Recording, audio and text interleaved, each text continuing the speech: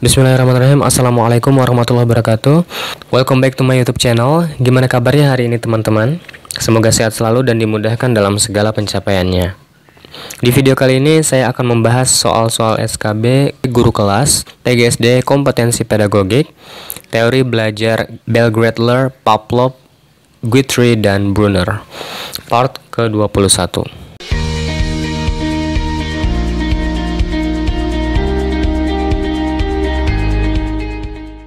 Oke, langsung saja ke soal yang pertama. Belajar menurut Bell-Gradler adalah proses manusia untuk memperoleh kemampuan, keterampilan, dan sikap yang dilakukan secara bertahap dan berkelanjutan. Proses belajar ini berlangsung A. Pada saat seseorang sedang bersekolah, B. Dari bayi sampai tua, C. Pada waktu siswa sudah siap, atau D. Pada waktu seseorang sedang belajar. Maka jawaban yang benar adalah B. Dari bayi sampai tua. Belajar menurut Bell-Gradler adalah proses yang dilakukan oleh manusia untuk mendapatkan aneka ragam kompetensis, skills, and attitudes. Menurutnya, manusia mengalami proses belajar sepanjang hayat. Soal selanjutnya, soal yang kedua. Seorang anak akan terbiasa disuapi oleh ibunya. Pada waktu ibunya meninggal dunia, anak ini tidak mau makan. Kondisi ini disebut extinction atau penghilangan, yang dikenal dalam teori A. Classical conditioning oleh Pavlov, B. Connectionism oleh Thorndike, C. Behaviorism dari Watson, atau D. Operant conditioning dari Skinner. Maka jawaban yang benar adalah A. Classical conditioning dari Pavlov. Dalam teori classical conditioning, ada 3 parameter yang salah satunya adalah extinction atau penghilangan, yang artinya apabila penguatan respons akan menurun atau menghilang. Dalam teori belajar connectionism tidak dikenal istilah extinction atau penghilangan. Dalam teori belajar behaviorism tidak ada proses penghilangan dalam pembelajaran. Dan dalam belajar operant conditioning tidak dikenal istilah extinction. Soal berikutnya, soal yang ketiga. Pada dasarnya, teori belajar behavioristik sangat menekankan pada A. Proses belajar, B. Perkembangan siswa, C. Hasil belajar, atau D. Kepandaian siswa. Maka jawaban yang benar adalah B. Perkembangan siswa. Dalam teori belajar behavioristik, yang ditekankan adalah perubahan perilaku. Dalam teori belajar behavioristik, yang ditekankan bukan proses belajarnya. Dalam teori behavioristik, bukan hasil belajarnya yang ditekankan. Dan dalam teori belajar behavioristik, bukan kepandaian siswanya yang ditekankan. Soal selanjutnya, soal yang keempat. Proses lupa pada diri seseorang menurut Guthrie terjadi secara A. Tiba-tiba, B. Tidak terkendali, C. Bertahap, atau D. Terkendali. Maka jawaban yang benar adalah C. Bertahap. Karena proses lupa dalam diri seseorang mengalami beberapa tahapan. Berikut tahapan lupa menurut Guthrie.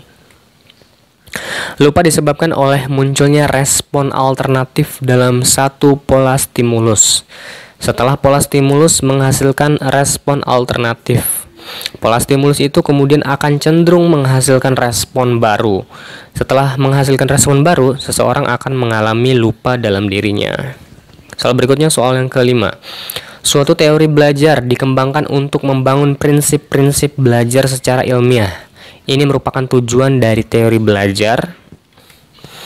A. Insight, B. Cognitive, C. Conditioning, atau D. Connectionism. Maka jawaban yang benar adalah B. Kognitif. Belajar kognitif mencakup asosiasi antar unsur, pembentukan konsep, penemuan masalah, dan keterampilan memecahkan masalah yang selanjutnya membentuk perilaku baru, berpikir, menalar, menilai, dan berimajinasi. Teori belajar ini dikembangkan untuk membangun prinsip-prinsip belajar secara ilmiah. Dalam prinsip ini akan melibatkan proses pengenalan dan penemuan. Dengan membangun prinsip-prinsip belajar secara ilmiah, maka akan dihasilkan suatu prosedur yang dapat diterapkan dalam kelas untuk mendapatkan hasil yang produktif. Soal selanjutnya, soal yang ke-6.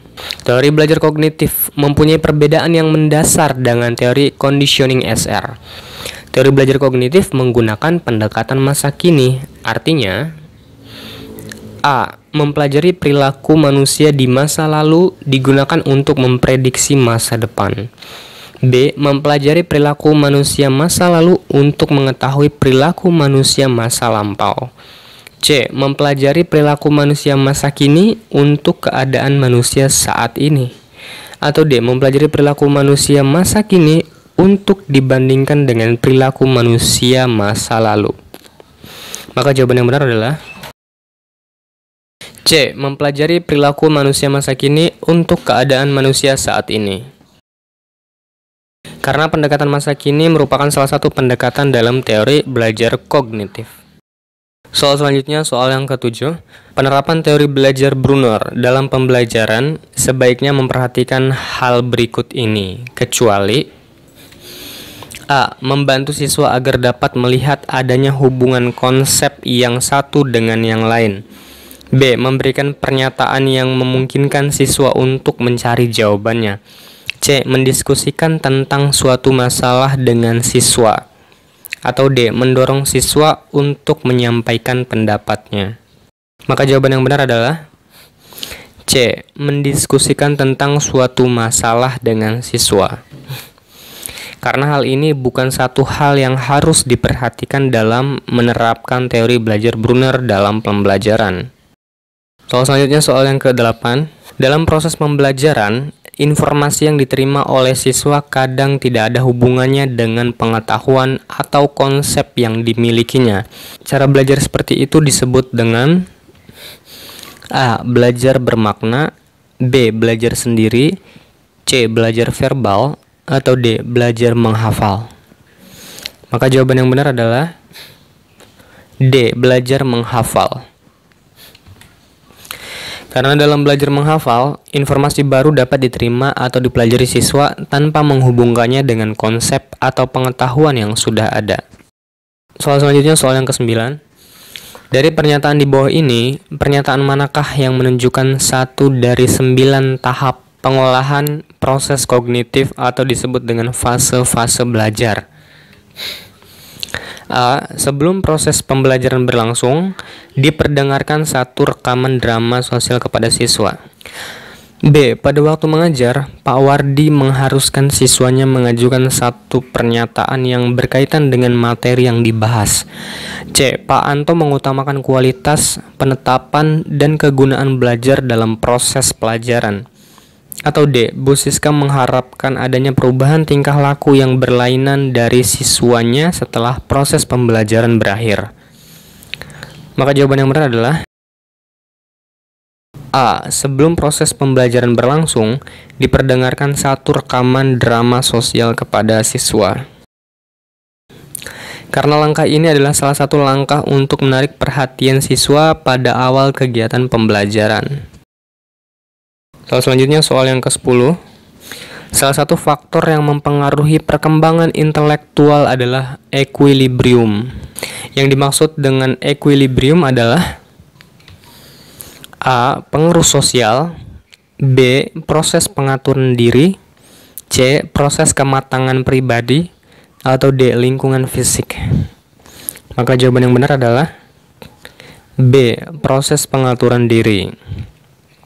Karena manusia membutuhkan pengaturan diri agar dapat bertumbuh, berkembang, dan berubah sementara untuk menjadi lebih seimbang.